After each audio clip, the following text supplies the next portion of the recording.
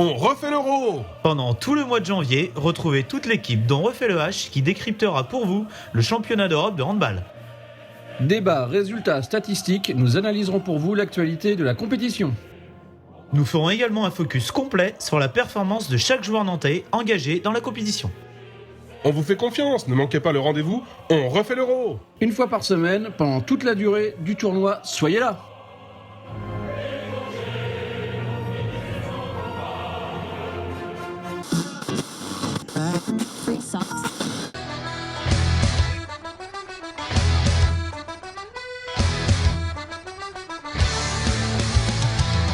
Bonjour à toutes et à tous, vous en avez l'habitude, le temps de la trêve internationale, l'équipe dont refait le H se mue en On refait l'Euro. Et ce soir, je suis fidèlement accompagné de mes deux acolytes, à savoir Mickaël, abonné depuis 2013. Bonsoir Mickaël. Salut Polo, salut Yann, bonjour tout le monde.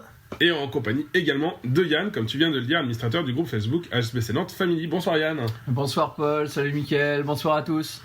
Au sommaire de cette deuxième émission de On refait l'Euro, nous reviendrons sur effectivement le groupe D et les performances ou les non-performances de l'équipe de France à l'occasion de ce premier tour de l'Euro 2020. Nous aborderons à ce sujet la question de la semaine. C'était la question de Maxime qui nous demandait si l'équipe de France se qualifie pour les JO. Et si elle décroche une médaille, faudra-t-il conserver ou changer le staff actuel ? Dans un deuxième point, nous balayerons ensuite les autres groupes en évoquant les différents qualifiés et les équipes qui vous ont fait plaisir. Enfin, nous évoquerons le deuxième tour de l'Euro avec la composition des groupes, vos favoris et vos pronostics. Puis nous terminerons l'émission avec l'actualité de notre club favori et adoré, l'actualité du H. Et messieurs, commençons tout de suite par l'actualité fraîche, à savoir ce magnifique match de l'équipe de France. Vas-y Mickaël, je vois que t'es chaud. Battez pas messieurs pour aborder le sujet.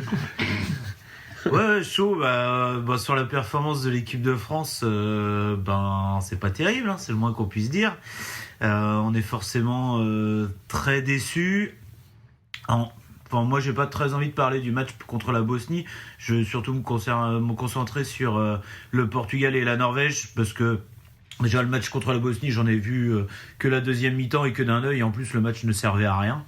Donc, pour moi, il n'y a pas beaucoup d'enseignements à en tirer.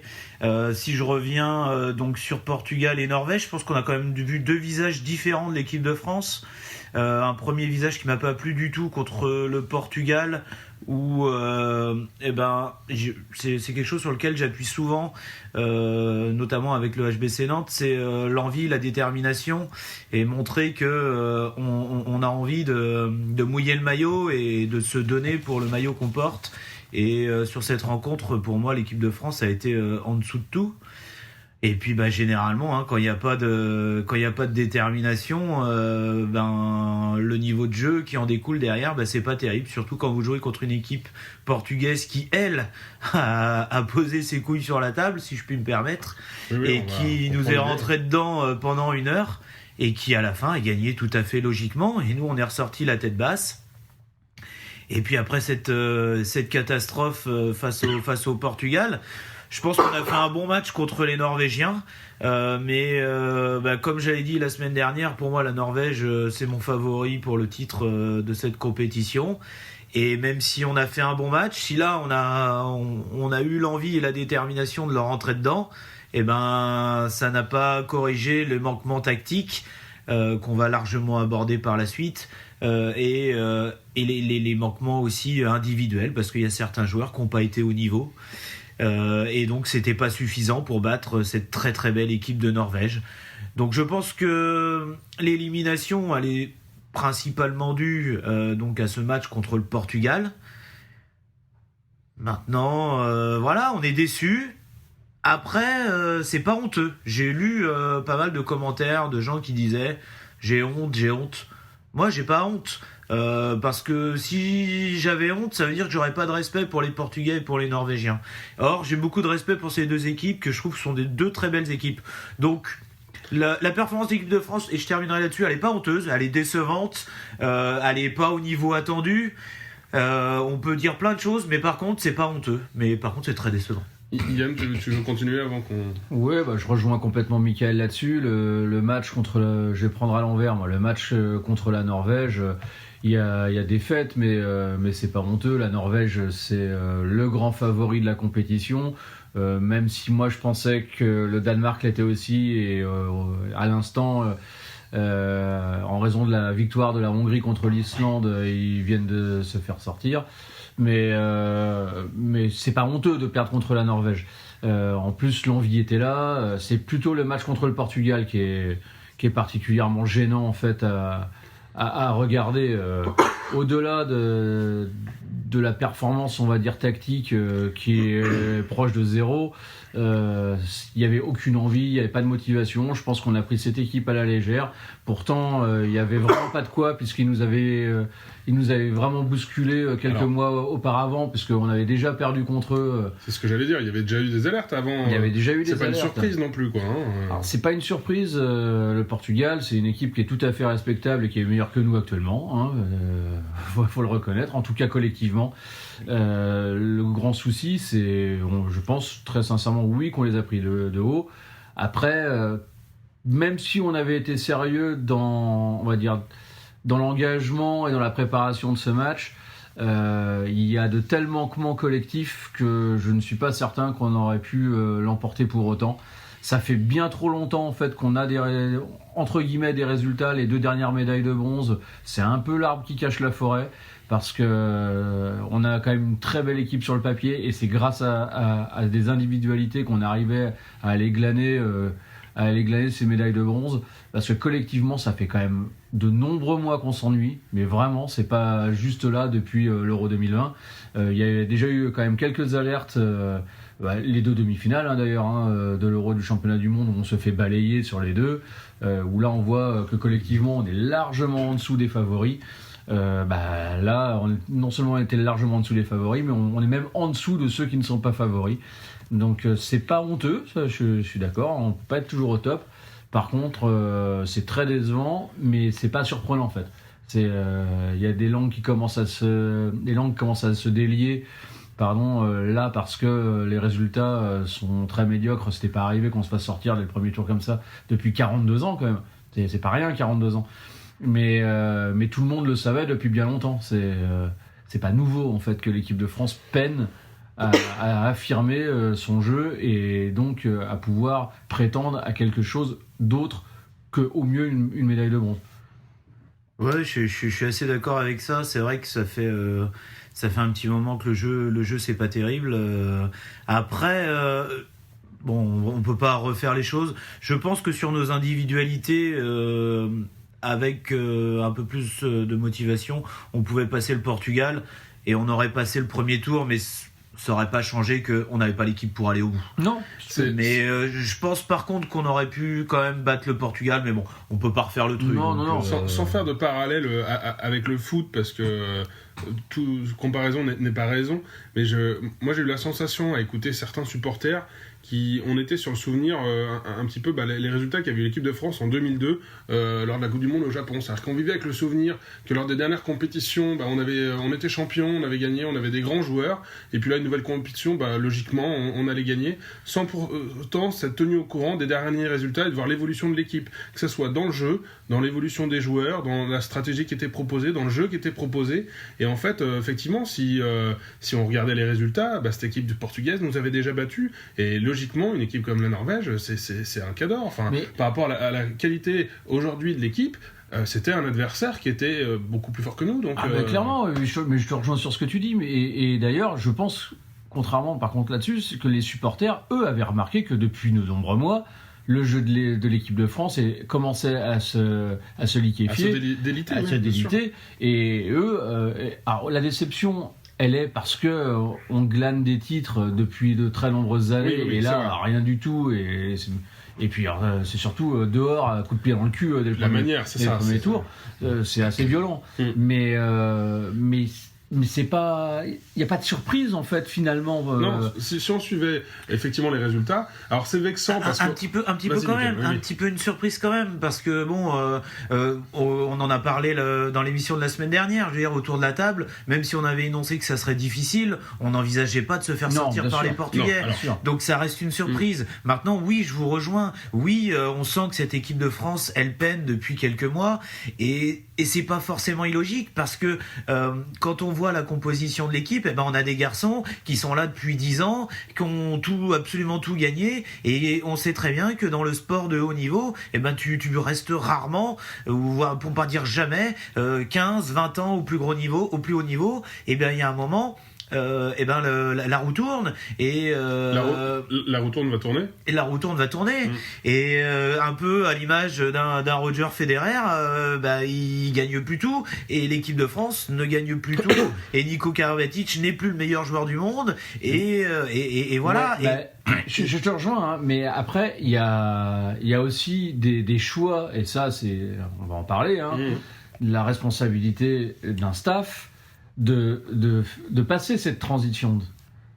Mais tout à fait. Évidemment qu'on peut pas rester au sommet, que les joueurs vieillissent et qui, à un moment donné, n'ont plus les performances qu'ils avaient à un instant T. Mais il y a aussi des remplaçants, il y a aussi du 109 qui arrive, et c'est ce qu'on en fait en fait. Mais après, ce que je veux dire, c'est que ces gars-là, on les a tellement vus gagner que en fait, même si les années passent, même si on le sait, qu'on les voit, notamment un gars comme Karabatic qu'on voit avec le PSG chaque semaine en championnat, il a sa place, mais on sait qu'il est moins bon, et on sait que forcément, s'il est moins bon, il va moins gagner.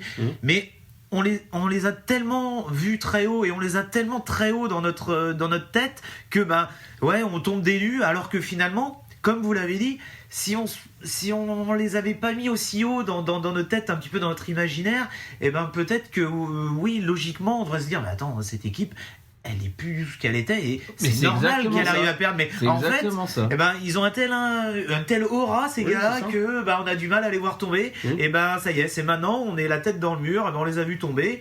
Et j'ai envie de dire, c'est peut-être pas une si mauvaise chose que ça pour passer à autre chose. C'était le sens de ma prochaine question. Est-ce que c'est pas un mal nécessaire pour reconstruire l'équipe de France avec ce qu'elle a de bien dans son passif, ce qu'il y a de bien qui a été établi, et puis repartir sur une nouvelle base, reconstruire avec autre chose, parce que finalement, c'est aussi, quand on a eu des joueurs qui ont marqué l'histoire comme ça par leurs résultats, leurs performances, c'est logique, on a tendance à vouloir les conserver sur la durée. Je suis pas du tout d'accord avec ça, parce qu'entre les barjots et les experts, il y a eu aussi des phases de transition qu'il a fallu négocier, et elles ont été quand même particulièrement mieux de négocier que là cette année, parce que les joueurs de 92, c'est pas les joueurs de cette année non plus. C'est juste. Donc c'est vrai que tu as raison, pour moi, c'est pas en touchant le fond finalement. En touchant le fond, qu'est-ce qu'on va faire ? On va dire on va peut-être tout nettoyer, mettre un coup de balai et puis et repartir avec des nouveaux. Mais est-ce que c'est la solution ? C'est vrai que une solution. On n'était peut-être pas obligé d'arriver à un niveau aussi extrême dans la chute. Là, c'est ça. Oui, effectivement. Une contre-performance, ça peut arriver, mais c'est vrai que là, c'est quand même un niveau. On s'attendait pas à sortir à ce moment-là quand même. Et puis le problème, c'est pas que la contre-performance au niveau des résultats, puisque te faire sortir, évidemment que ça fait mal, surtout dans ces conditions-là. Mais c'est les raisons pour lesquelles on se retrouve à se faire sortir comme ça. Le jeu est inexistant. Il y a rien du tout. C'est des individualités ce sont des individualités qui prennent leurs responsabilités. On va en parler maintenant, parce que je pense qu'on n'évoque pas le sujet. On va aborder les individualités justement. Voilà, oui.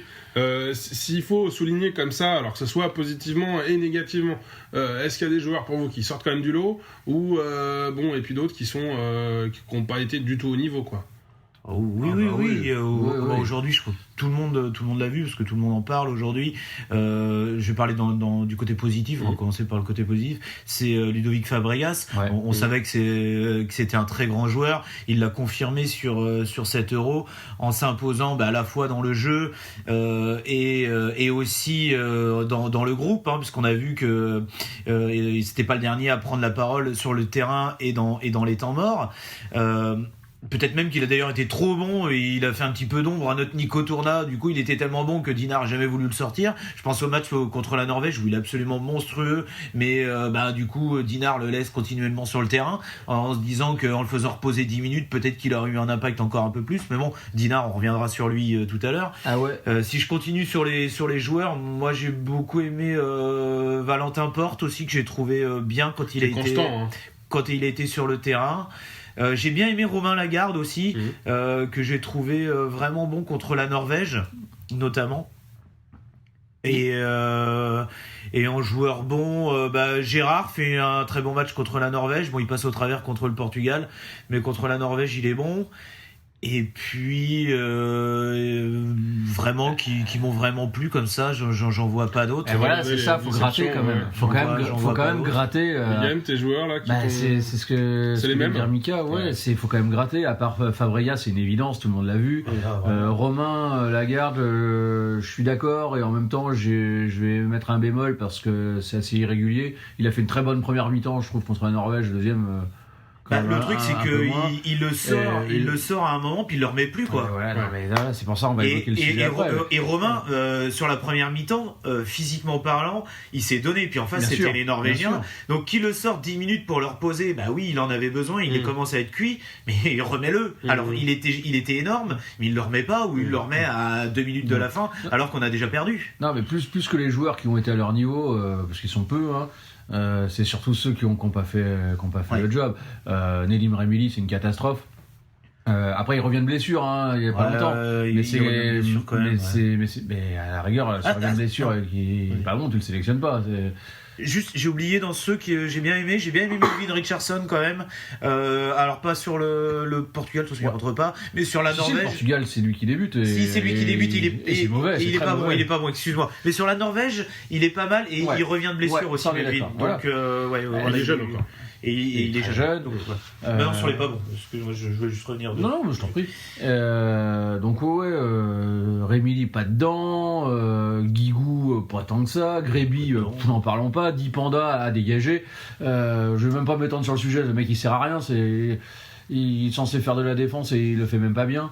Contre le Portugal, il s'est fait enrhumer, mais alors comme pas possible.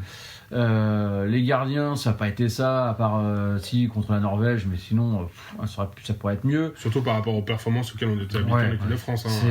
C'est très très compliqué. Sorando est cuit. Sorando est cuit, clairement. Elohim Prandi, dont on attendait beaucoup, ça a été compliqué, mais je lui jette pas la pierre. Sa première compétition, il est tout jeune, et c'est quand même pas à lui de prendre des responsabilités. C'est dur pour lui de débarquer là-dedans. On sentait que sur les anciennes équipes de France, les jeunes qui arrivaient étaient drivés par les historiques de l'équipe qui les accompagnaient. Ils intégraient un roulement comme ça, enfin en tout cas sur les dernières années là, où du coup la formation se faisait naturellement, ils grimpaient avec les résultats. Là on a l'impression que même les anciens n'ont pas réussi à aider les, puis c'est là où on va peut-être parler de Bablès quoi, parce que alors le Bablès, est-ce que c'est pas le coaching du coup en parlant des anciens c'est qu'à un moment donné je te sentais brûlant sur le sujet. Parce qu'en fait la responsabilité première elle vient quand même du staff quoi.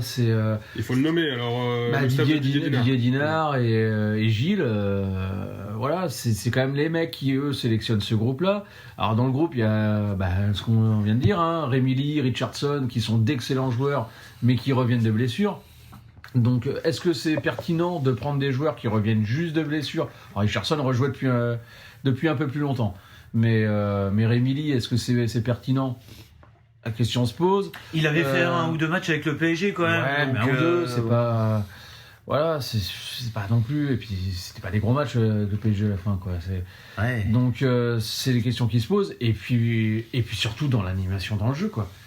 Les choix tactiques, les mecs sont pas à leur poste. Nicolas Tourna qui défend en poste 1. Bientôt, le mec va finir ailier, quoi. Guigou va prendre sa retraite et Nicolas Tourna va être ailier. T'as Sorando qui est bouilli, comme tu disais. Fabregas qui joue 60 minutes. Le peu de temps de repos qu'on va lui accorder, il fait rentrer Sorando, Tourna, je sais pas pourquoi il est là. Nicolas Clerc qui est juste là pour porter les valises de ses coéquipiers, qui un coup sort du groupe, revient dans le groupe. Il revient pour le match contre la Bosnie. C'est en gros, tu reviens contre la Bosnie, de toute façon. Il a pas joué. Mais non, il est pas rentré sur le terrain. Tu sers à rien de toute façon, donc tu viens à ce match-là, et puis au moins ça permettra à Rémilly, parce que c'est Rémilly qui l'a remplacé, de pas se blesser parce qu'il revenait de blessure. Bon, le coaching, c'est n'importe quoi. L'ambiance de toute façon s'en ressent au sein du groupe, puisque ça a été déjà discuté dès le match contre le Portugal et pas du match de l'Euro. Là, moi, je vais revenir le premier match contre le Portugal, quand on avait perdu là-bas à l'époque. Lucas Ballot avait osé remettre en cause le coaching de Didier Dinard, comme quoi les tactiques, les consignes tactiques, en fait, personne ne bitait rien à ce que le gars essayait de mettre en place, et qu'en plus il y avait pas il y avait très peu de séances vidéo lors des séances d'entraînement. Donc il avait remis ça en cause. Et quelle a été la réponse de Didier Dinard à ce moment-là? Il a écarté le mec lors du match retour. Lucas Ballot était dans la tribune, il n'avait pas été convoqué sur les matchs suivants. Donc à un moment donné, c'est le seul cadre qu'il a ouvert. Là, les langues commencent un peu à se délier parce que, étant donné les résultats lors de cet Euro et surtout le visage que l'équipe a montré, on n'a rien imposé, rien que les langues se délient un petit peu aussi parce que Didier Dinard a été confirmé dans ses fonctions. Alors non, c'était avant. Mais du coup, c'est peut-être, oui, mais peut-être qu'elle se délie pas autant que s'il avait pas été confirmé. Je pense qu'elle se délie parce que ça fait 42 ans qu'on n'avait pas vécu souvent dans la défaite, les problèmes ont tendance à plus ressortir. Là, si l'équipe de France gagne, même si tu as des problèmes en interne, les problèmes ne ressortent pas. Et c'est vrai. C'est vrai pour l'équipe. Ça aurait été vrai pour l'équipe de France, mais c'est vrai pour n'importe quelle équipe. Bien sûr. Les problèmes commencent à ressortir quand il y a la défaite, quand il y a la victoire. Les problèmes sont mis de côté. Après, moi, je suis assez d'accord avec Yann. Sur la sélection, très honnêtement, hormis un ou deux choix, et on va pas revenir dessus, je crois qu'il n'y a pas d'erreur de la part de Dinard. Mais là où, pour moi, là où c'est catastrophique, c'est sur la tactique ou même la non-tactique. Ce qui est intéressant avec une compétition comme l'Euro, et comme moi on aime bien le handball et donc j'ai regardé beaucoup de matchs, c'est de voir les autres équipes jouer et de voir les jeux mis en place. Ouais. Et c'est à ce moment-là que tu te rends compte que nous, on n'a vraiment pas de jeu, quoi. Mais rien. Il y a rien du tout. Et moi, c'est surtout là. Et je pense que cette sélection, on prend les mêmes avec un système tactique mis en place, mais bon, pas mis en place la veille du match, mis en place plusieurs mois à l'avance. Une équipe, ça se construit pas du jour au lendemain. Je suis convaincu qu'on fait des résultats complètement différents. Donc, pour moi, le gros problème vient du coaching de Didier Dinard, de la non-tactique mis en place. Et il y a un truc qui est assez caractéristique de ça sur le match contre la Norvège. En fin de match, beaucoup ont vu sûrement cette image. C'est le temps mort qui demande à 2 minutes de la fin, donc on a perdu. L'écart est beaucoup trop important pour qu'on revienne, mais il pose un temps mort quand même. On sait jamais sur un malentendu. Et il démarre le temps mort donc au milieu de ses joueurs avec les joueurs, on va dire en cercle autour de lui, comme un temps mort classique, comme on en voit chaque semaine dans le handball. Et au fur et à mesure que le temps mort avance, lui est sorti du cercle il termine. En fait, les joueurs sont en cercle, ils parlent entre eux, donc il y a Fabregas, il y a Karabatic qui interviennent pour mettre en place la tactique, et on voit la tête de Dinard derrière une épaule, et il s'est fait virer, j'ai envie de dire un petit peu comme ça du groupe, comme si les joueurs n'avaient plus envie d'écouter ce qu'il avait à dire, quoi. Peut-être qu'à ce moment-là, quand il s'est rendu compte qu'il parlait tactique, il s'est senti qu'il y connaissait rien, et puis qu'il avait peut-être pas. C'est pas qu'il y connaissait rien, parce que le gars a de l'ego, donc je pense pas que. Il y avait une pointe d'humour. Qui pense ça de lui-même, mais c'est qu'à un moment donné, les cadres ont pris leurs responsabilités, mais c'était déjà le cas après le match contre le Portugal. A priori, il y a eu une explication de gravure entre lui et les cadres qui lui reprochaient ce que j'ai dit auparavant, que la mise au point tactique était quand même particulièrement légère et qu'il faisait pas assez de vidéos. C'est lui le gros problème. C'est pas nouveau en fait. Alors on va argumenter qu'il a des titres de médaille de bronze et un titre de champion du monde en 2017. Ce qui est vrai. Ce qui est vrai. Mais bon, après, le titre de champion du monde de 2017, c'est plus grâce au travail de Claude Onesta qu'au travail de Didier Dinard, mais tant mieux pour lui quand même. Alors, j'aime que tu te fasses cette comparaison avec Claude Onesta, parce que pour moi, c'était un immense sélectionneur, et notamment pour sa gestion humaine, autant que pour sa gestion tactique, mais je mets vraiment la gestion humaine en avant. Mais là aussi, j'ai l'impression que Didier Dinard, pourtant qui a très bien connu cette période, il n'a pas su s'imprégner de tout ça, il n'arrive pas à... Tu peux être un très bon joueur et avoir vécu ces moments-là et être sans être un excellent entraîneur, bien sûr. Regarde, on regarde Jérôme Fernandez à Aix, c'est un énorme joueur, c'est un coach très moyen. Le problème, c'est que Didier Dinard, il a été mis en équipe de France, et c'est pas méchant, mais c'est vrai, parce que c'était le protégé d'Onesta, et qu'Onesta, c'est lui qui a choisi le sélectionneur, parce qu'il était à l'époque, il avait un poste un peu fictif de manager, je sais pas quoi. Il a mis Dinard, sauf que Dinard n'avait pas la moindre expérience de coaching. Onesta, lorsqu'il arrive en équipe de France, il a 15 ans de coaching à Toulouse. Et il a amené Toulouse, comme Toulouse n'a jamais été aussi haut que lorsqu'Onesta était à la tête. C'est le gros souci, c'est que tu parachutes un type qui n'a aucune expérience, mais qui n'a aucune formation, diplôme, tout ça, rien. Donc à un moment donné... T'as beau avoir été un grand joueur, tu t'improvises pas. T'as qu'à voir, tu faisais le parallèle avec le football, des joueurs issus de la génération 98 qui ont essayé de devenir coach après, parmi les 23 champions du monde. À part Didier Deschamps, lesquels ont réussi, hein. Zidane, quand même. Ouais, mais deux sur 23. Et en plus, le truc, c'est que Zidane, c'est vraiment le contre-exemple parce qu'il a réussi tout de suite. Où Deschamps a dû un petit peu travailler avec d'autres, lui, il a réussi tout de suite. Mais bon, voilà, il n'y a pas de vérité. Regarde, nous, on a Alberto Entrerrios qui a jamais entraîné. Non, mais il a fait les choses intelligemment. Il passe ses diplômes, il a commencé en tant qu'entraîneur adjoint. Il n'a pas été parachuté, lui. Et surtout, je pense que coacher une équipe de club et une sélection, ça n'a rien à voir. Et parce que là, l'équipe de club, même si tu es jeune coach, tu l'as tout le temps avec toi, tu travailles continuellement avec elle. La sélection, tu l'as une fois de temps en temps, donc pour imposer ta patte, je pense que tu as intérêt d'avoir de l'expérience, ce que n'a pas Dinard, et voilà, de toute façon le résultat il est là, il est pas bien glorieux, quoi. Bon, le résultat c'est celui-là. La prochaine échéance, c'est le TQO. Alors, est-ce qu'on y va ou pas ? Qu'est-ce qu'on va faire ?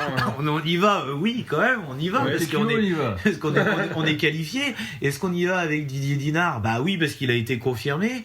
Et c'était la question de Maxime, question de la semaine. C'était sa question. Qui nous demandait. Sa question, c'était si l'équipe de France se qualifie pour les JO et décroche une médaille, faudra-t-il conserver ou changer le staff actuel ? Justement, qu'est-ce qu'on peut répondre à cette question ? Déjà, avant, il y a le TQO. Oui. Donc là, on y va, c'est sûr, on a notre place. Donc, est-ce qu'on va y aller avec Dinard ? On va y aller avec Dinard, puisqu'il a été confirmé par le président de la Fédé, qui d'ailleurs a aussi sa responsabilité. Hein, la Fédé, ça fait 4 ans qu'on a Dinard. Si nous, on a vu que l'équipe de France jouait pas bien, j'ose croire que lui, il l'a vu, et il a reconfirmé Didier Dinard, et pas simplement là. Hein, depuis 3-4 ans, il aurait pu dire à Didier Dinard, attends, ton équipe, on a des résultats, mais ça joue pas très bien. Depuis 2017, il est confirmé, s'il est là, c'est aussi un peu de la faute de la Fédé. Donc on va y aller avec Dinard, et moi je trouve que c'est une très bonne chose. Alors pourquoi ? Parce que changer maintenant, ça sert à rien. Le TQO, il est dans 3 mois. Et il y aura pas de coupure internationale d'ici là, donc il y aura pas le temps de travailler. Donc on va faire quoi ? Si on change Dinard, on va mettre un mec qui aura le temps de rien installer. Donc c'est à dire que en imaginant qu'en plus ça se passe pas bien au TQO, on va mettre un type qui aura la responsabilité de ne pas avoir qualifié l'équipe de France au TQO, alors qu'en fait il aura simplement récupéré la merde de Didier Dinard et qu'il n'y sera pas pour grand chose. Donc pour moi, Dinard et son staff et l'équipe de France, ils se sont mis dans la merde, qui se débrouillent. Voilà, vous vous êtes mis dans la merde, vous vous débrouillez pour nous en sortir, nous qualifier pour les JO, c'est votre problème. Et je pense que même pour les JO, hein, c'est pareil, hein, on garde les mêmes. On verra bien, si on doit se planter, on se plante. Ouais. Mais il faut garder les mêmes jusqu'aux JO. Ils se sont mis dans la difficulté, ils se débrouillent. Par contre, une fois les JO arrivés, et là ça va répondre je vais répondre à la question, donnez mon avis là-dessus, peu importe le résultat, on change et on repart sur quelque chose de complètement nouveau, à dégager voie douce tout le monde, et on repart sur un truc nouveau. Même en cas de performance au JO. Je partage à 100% l'avis de Mickaël, alors, sauf que c'est mon vocabulaire, on va dire, qui sera différent. Je dirais pas que c'est une très bonne chose, je dirais juste qu'on n'a pas le choix. Parce que, oui, on n'a pas le choix. Voilà, c'est à 3 mois, même pas quelques semaines. Non, c'est 3 mois, c'est Aux 3 mois, aux alentours du 15 C'est vrai avril. que ça serait torpiller quelqu'un qui n'est responsable de rien Ouais, c'est ça, et qui viendrait prendre l'équipe. exactement. C'est un bâton en dérive, quoi. C'est ça. Donc, restons avec le staff et jusqu'au JO, si on se qualifie. Et là, peu importe le résultat, médaille ou pas médaille, à dégager. Ça fait depuis 3 ans qu'on s'emmerde, qu'il n'y a aucun projet de jeu. Parce qu'il n'y a vraiment aucun projet de jeu, qu'on n'y comprend rien, que l'équipe navigue à vue. Il y a rien. Donc, il n'y a pas de capitaine, on navigue à vue. com- Est-ce que c'est pas l'occasion de recycler l'équipe de France de hand dans une compétition de voile ou... le moment gênant. Mais non, voilà, je suis complètement d'accord avec Mickaël. Et pour répondre à Maxime, il faut changer de coach, quel que soit le résultat, et prendre un coach qui a déjà exercé, qui a les diplômes, Exactement. qui a de l'expérience. Et Quelqu'un pour tenir la barre. Ouais. Et puis un nouveau projet, une nouvelle idée, parce que là en fait on a eu Et puis, un nouveau un projet. Dinard qui nous a fait du Honestar sucé. Là on veut un truc nouveau, quoi. Et puis pas un nouveau projet, un projet, parce que là il n'y en a pas. Le envie de projet dire, c'est l'année des Bah titres. si, c'est le vieux projet d'Honesta qui traîne encore, quoi. Ouais, On a envie de dire Ohé capitaine. Et puis on manque pas de super techniciens en France. Je veux dire, des techniciens du handball, il y en a plein, donc on va Des réussir. très bons, Des il y a- très bons, on va réussir à trouver quelqu'un. en libre. Allô Thierry Henry Thierry Henry. Thierry Anti Bah, il est pas libre, en tout cas pas à ma connaissance, mais Non, après ça se pratique dans le handball où on peut être entraîneur de club et sélectionneur en même temps. Est-ce que ça Ouais. lui irait? Je sais pas. C'est aussi un Est-ce qu'il personnage. le voudrait? Est-ce qu'il le voudrait? Je pense pas qu'il refuserait, mais c'est un personnage. Ouais, il refuserait pas. Non, mais c'est un personnage clivant aussi, donc est-ce que c'est la bonne personne? J'en sais rien. Après, en tout cas, il a toutes les compétences pour l'être. Ah bah clairement. Ça, c'est autre chose. Il a vraiment toutes les compétences. On parle beaucoup de Canaillé aussi, mais bon, Canaillé, j'y étant crois donné pas. les rapports, J'y non crois plus, je pas crois pas une une Des seconde. seconde. rapports très conflictuels avec certains joueurs. quoi. Ouais, notamment les Karabatic, quand il y a eu l'histoire des paris à Montpellier. Après, il y a des gars qui sont libres comme Rafael Da Silva, qui eux, Joël Da Silva, pardon, Ça Raphaël Et- et Joël. et qui est un super coach, qui lui aussi a toutes les compétences, qui lui par contre a toujours mis des vrais projets de jeu dans les équipes dans lesquelles il est passé, que ce soit Toulouse ou Saint-Raph. Donc à voir, c'est pas moi qui déciderai, hein, ce sera le pimpin de la Fédé là-haut. Donc Ils apprécieront. oui, bon, moi les politiques, Très bien. je travaille avec eux toute la semaine. Ça va. Bon, on a parlé de jeu, justement du jeu, il y en a eu dans les autres groupes, et ça va être l'occasion de faire le tour un petit peu des différents qualifiés et des équipes qui nous ont fait plaisir. Et Mika, on va t'écouter à ce sujet pour ce petit récapitulatif. Eh bien, on va commencer par le groupe A, le groupe de Yann. Si vous le voyez, il a les grands sourires, il est en train de danser sur le canapé. Donc la Croatie a terminé premier de ce groupe, devant la Biélorussie, le Monténégro et en dernière position la Serbie. Donc la Croatie a gagné ses 3 matchs assez facilement, comme on l'avait prévu. En même temps, c'était un peu en bois en face. Ouais, c'était un groupe qui était particulièrement faible. Moi, j'en tire juste le plaisir d'être qualifié au second tour. Ça se sent. Ça se ressent. D'avoir 3 matchs, 3 victoires. Et puis, comme on le disait dans l'émission précédente, la poule avec le Monténégro et la Serbie, surtout la Serbie, le meilleur ennemi. Il manquait plus que la Bosnie, la Macédoine, et puis on avait les Balkans réunis. Mais oui, c'est le plaisir. Après, on sait très bien que ça sera très compliqué d'aller au bout, mais bon, on est qualifié logiquement. Tout le monde ne peut pas en dire autant. Exactement. On enchaîne avec le groupe B. Donc c'est l'Autriche qui a gagné le groupe B à domicile, 3 victoires en 3 matchs. Deuxième position, la République tchèque. Troisième position, donc la Macédoine. Et en dernière position, l'Ukraine. Donc la déception quand même pour la Macédoine qui était favorite. On les avait placés plutôt favorites de ce groupe-là. Donc de Kirill Lazarov qui a performé quand même avec son équipe. 22 buts marqués en 3 matchs, dont notamment 11 marqués contre la République tchèque. C'était lors du deuxième match. Rappelons son âge à Kirill. Bientôt 40. Ouais, 39. Ça force le respect, quand même. Lors du premier match contre l'Ukraine, il met un tir à la dernière seconde pour offrir la victoire à son équipe. Donc Kirill a plutôt été bon, mais il va rentrer à la maison. Alors un peu, si on se place avec notre costume de supporter nantais, c'est pas une mauvaise chose parce que ça va éviter de trop le fatiguer. Il y a une deuxième partie de saison à faire. Donc, vu ses performances, il risque de nous rendre encore de fiers services. Ouais, c'est clair, clair. S'il est à ce niveau-là, clairement. Mais bon, déception quand même pour la Macédoine, sortie dès le premier tour. Ouais, puis l'Autriche, surpris, moi je suis surpris. Je m'attendais pas à 3 matchs, 3 victoires en tout cas. Ouais. Après, toi t'en avais parlé la semaine dernière.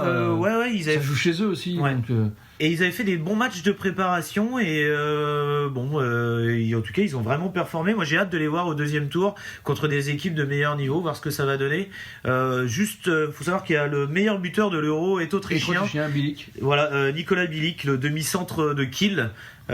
Qui est super performant. Moi j'avoue que j'ai pas eu l'occasion de voir l'Autriche jouer. J'ai vu pas mal de matchs de l'Euro, mais j'ai pas eu l'occasion de voir l'Autriche. Je crois que demain on a un Croatie-Autriche demain. Ouais. Ça risque d'être très intéressant. Alors ensuite on va passer au groupe C, le groupe donc de l'Espagne qui a gagné son groupe avec 3 victoires devant l'Allemagne, 2 victoires, les Pays-Bas 3e et en dernière position la Lettonie. Bon, pas de surprise pour moi dans ce groupe-là. Non, il n'y a pas de surprise. Moi, ce qui m'a vraiment fait plaisir, c'est la confirmation de Luc Steins. Plus je le vois jouer, plus j'adore le petit joueur. Le meneur demi-centre de Toulouse, là, qui nous avait fait tant de mal à domicile, donc le demi-centre des Pays-Bas. Contre le premier match contre l'Allemagne, il a été élu meilleur joueur du match à juste titre, il aura tout fait. Alors que c'est un petit gars, il fait 1m72 je crois, quelque chose comme ça. 73. Et à chaque fois que je le vois jouer, il a une lecture du jeu qui est sensationnelle. J'adore ce gars, j'adore ce joueur. Moi c'est le petit coup de cœur de ce groupe-là. Après pas de surprise, comme tu dis, Espagne, Allemagne, c'était un peu les favoris quand même. Ouais. Puisque tu parles coup de cœur, moi aussi j'ai un petit coup de cœur sur un joueur. Et il est également hollandais. Il est on le connaît moins que Luc Stein, c'est Kay Smits. Oui. Il joue arrière gauche, 22 ans, joueur de Holstebro au Danemark, équipe qu'on connaît bien, qui joue la Coupe d'Europe. Il a mis 22 buts en 3 matchs, meilleur buteur de son équipe. C'est un joueur qui est hyper intéressant, très mobile, avec un bon bras gauche. C'est pas un Golgoth pour un arrière, il fait entre guillemets que 1m86, mais je trouve qu'il a une super vision de jeu, qu'il est très très intéressant dans le jeu. Et puis il est arrière droit, gaucher, arrière droit. Il est arrière droit et c'est un poste où on a un petit trou. C'est ça. Donc je crois pas que ça soit le joueur le plus cher du marché. Donc si le président Pelletier le dirigeant nantais, les performances du joueur, la suggestion de recrutement est passée. Voilà. Par contre, moi, je suis vraiment convaincu que c'est un garçon qu'on va voir dans des clubs de très bon niveau d'ici peu de temps, parce qu'il a que 22 ans et il peut encore progresser. En joker médical, il nous ferait du bien là. En tout cas, moi, il m'a beaucoup plu sur cette première phase. Et puis juste un mot sur l'Espagne qui m'a quand même impressionné. Ça fait vraiment partie des équipes qui m'ont impressionné. Ils ont vraiment fait une phase de poule très solide, et notamment leur match contre les Allemands où ils les ont surclassés vraiment. Ah si, juste j'ai oublié pour le groupe de l'Espagne les stats de Figueras qui a joué un petit peu avec l'Espagne, notre futur pivot. Il a mis 7 buts sur les 3 matchs, 1 contre la Lettonie, 2 contre l'Allemagne, 4 contre les Pays-Bas. Ça monte en puissance. Peut-être qu'il finira meilleur buteur de l'Euro. Puisque t'en parles, j'y crois pas. C'est une blague. Mais puisque t'en parles, je connaissais peu, j'ai un peu regardé. C'est vrai que il a pas eu énormément de temps de jeu, mais le peu de temps de jeu qu'il a eu, il a su le faire fructifier, et il a des sacrés déplacements pour un pivot en attaque. Donc hâte de le voir sous le maillot nantais.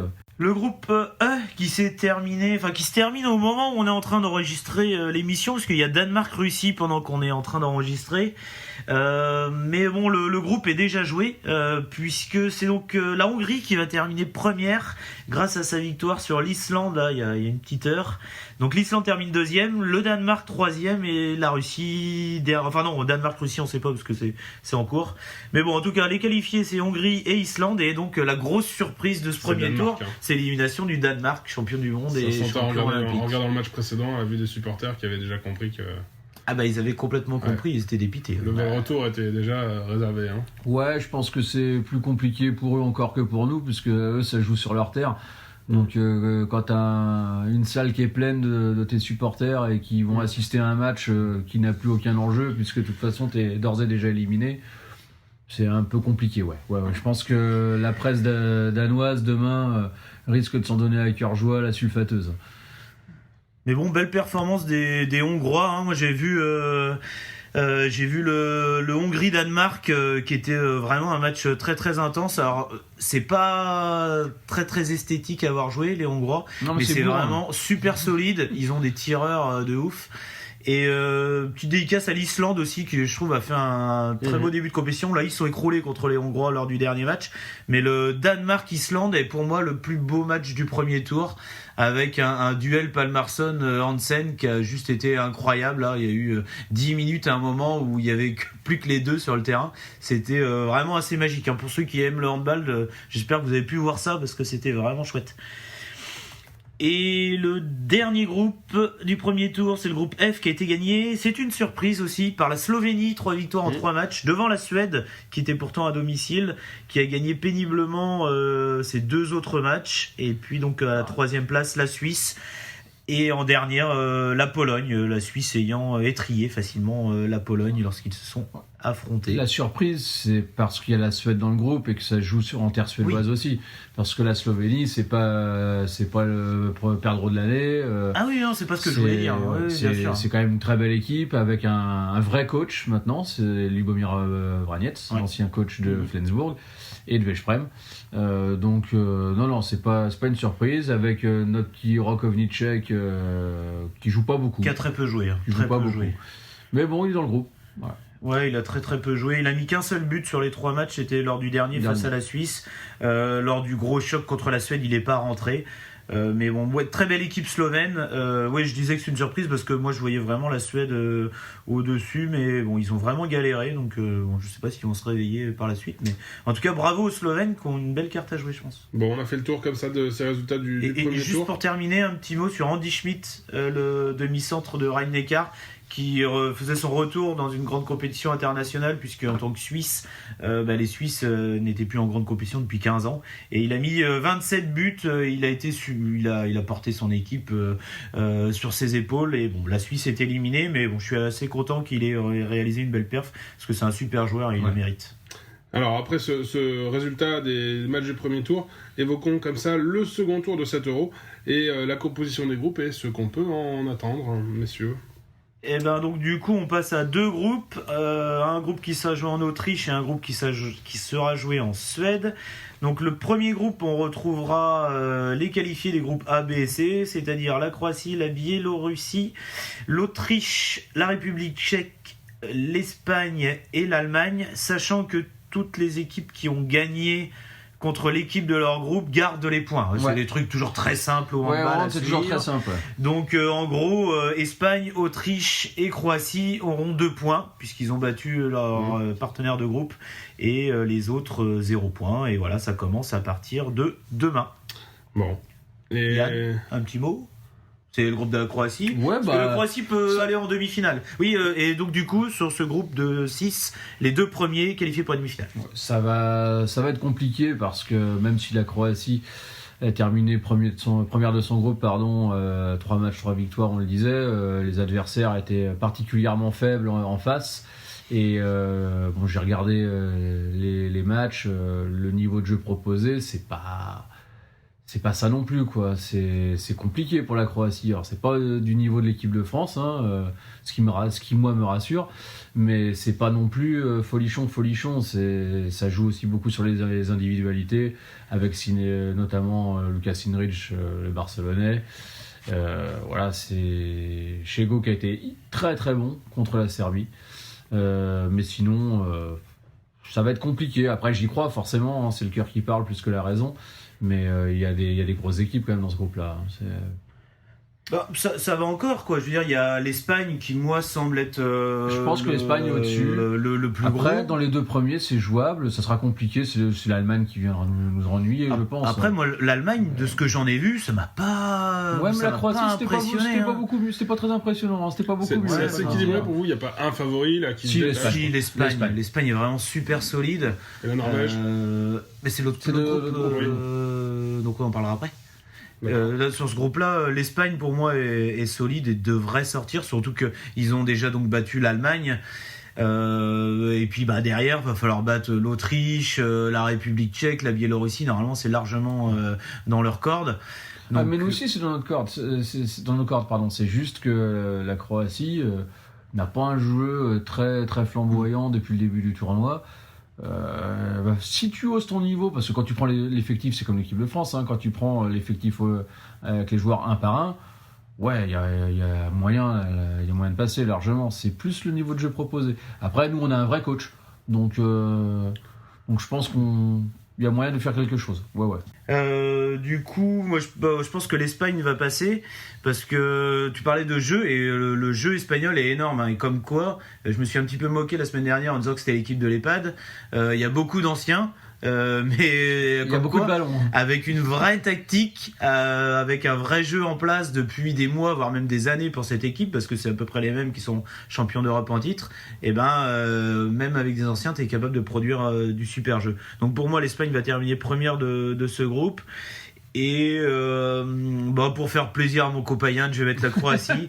Mais c'était la petite blague. En vrai, donc je mets la Croatie, mais c'est surtout parce que moi les Allemands m'ont pas du tout impressionné. C'est très solide derrière, mais par contre le jeu offensif est quasi néant. Donc je pense que les Croates ont les moyens de passer. Voilà. La même chose.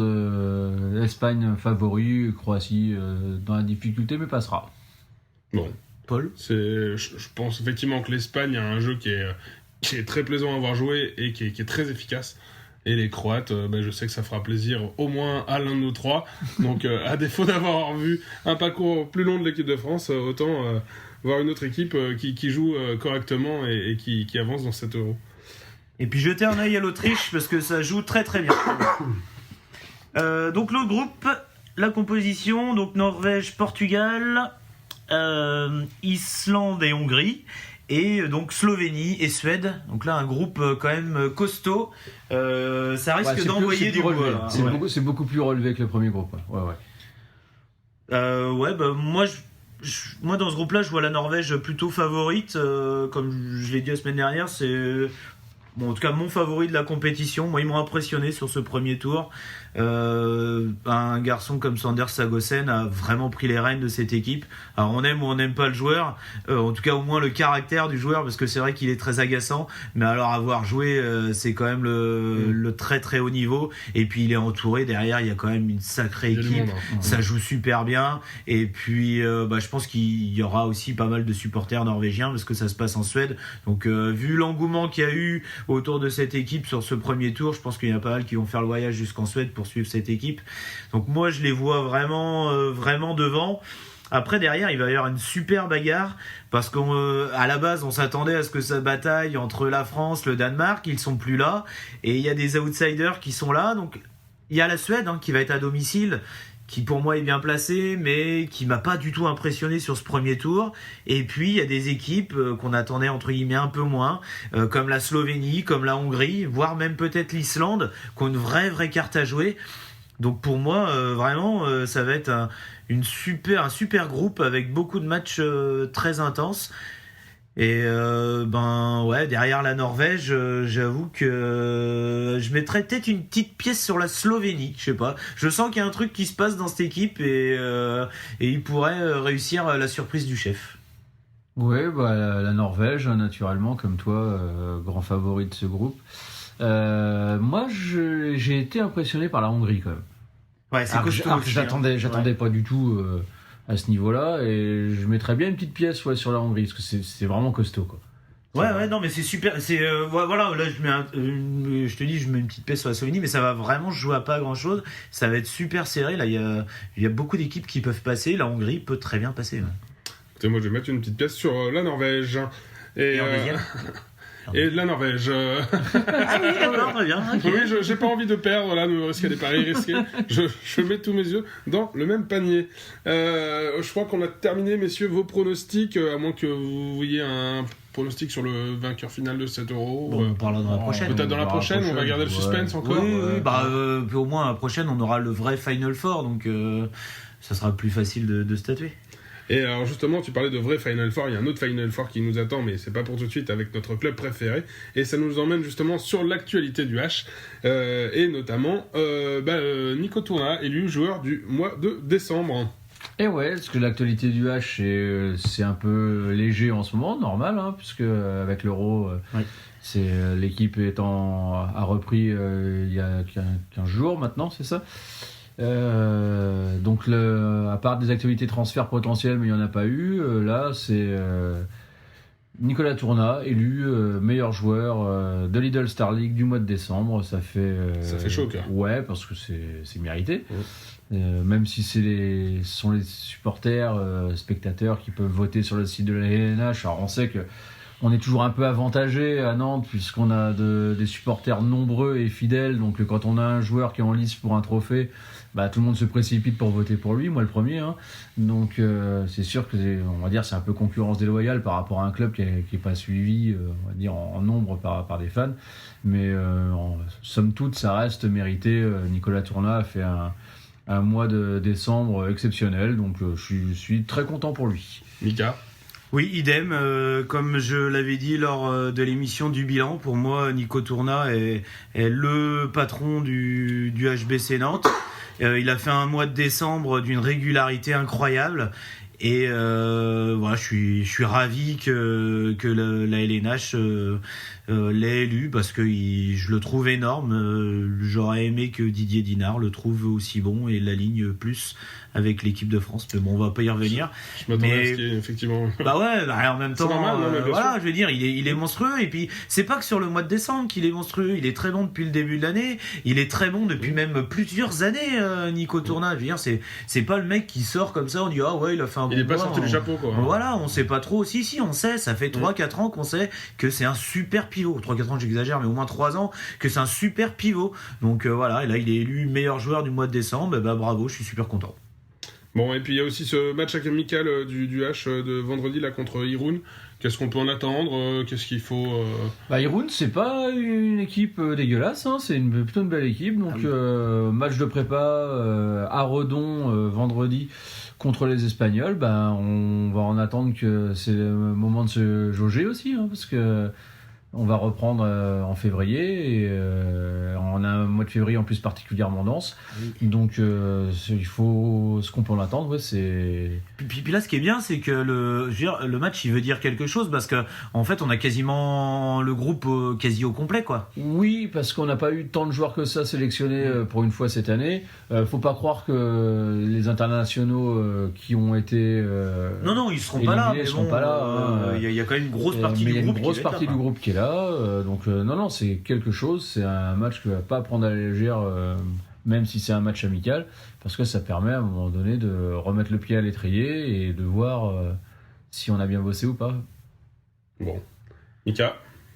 Je peux passer sur un autre sujet que sur ce match. Sur le match, Yann a à peu près tout dit. Hein, c'est sur l'actualité du H, mais de la H Arena. Je voudrais juste faire un petit coup de pub sur un événement qui va se passer à la fin du mois. Ça va être de la boxe.